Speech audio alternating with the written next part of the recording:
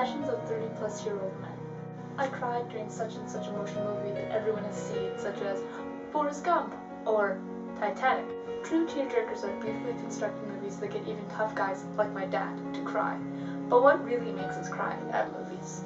Science seems to tell us a few things about the salty water that leaks out of our eyes without cause. Studies conducted by Dr. Paul J. Zak show that watching emotional movies raises the level of a chemical called oxytocin, also nicknamed the moral molecule, raised by up to 50%. Dr. Zak explains that oxytocin is the chemical that makes us human, sometimes inflicting the more negative range of emotions such as sadness, anger, and pity. High levels of oxytocin in the brain also seem to cause tears. The study of this chemical is still somewhat obscure, as it is hard to study something as ultimately complex as the human brain. Technique plays a huge role in how we view movies today. Different shots have a different impact on different things. Various conversation shots can help put emphasis on the character and help people connect to the character more. There are three factors that go into a camera shot: length, angle, and possibly more. Length is usually to reveal or cover up scenery or to emphasize a certain character's traits. A very long shot is used to show scenery. It is typically used to give the context to the setting. High angles make the character seem less significant, not as important. It gives a sense of power to the viewer, but it makes the character seem lost and more confused.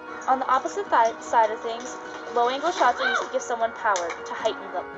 A viewer seems psychologically overwhelmed when there is someone looming above them.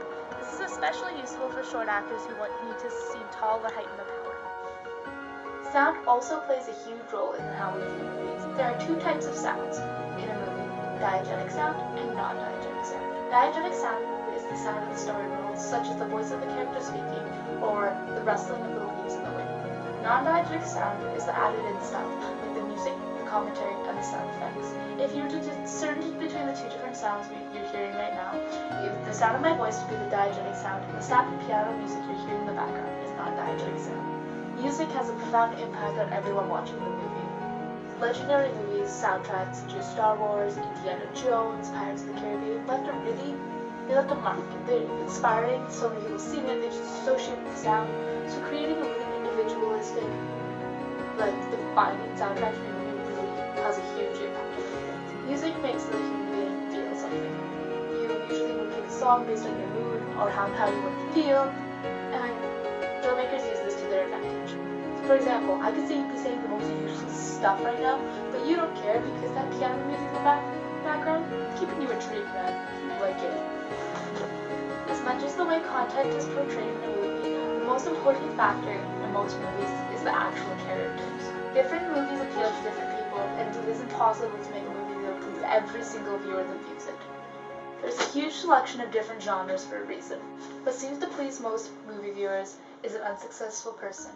Some little character, despite his best efforts, can't succeed in his life, or get what he wants. Someone like Forrest Gump, or Harry Potter, or Princess Buttercup. Someone that reminds the viewer of themselves. Someone they can cheer for. Those are the movies that people want to see. A filmmaker that can make the viewer cry with the character, laugh with the character, and weep, is a filmmaker who has succeeded.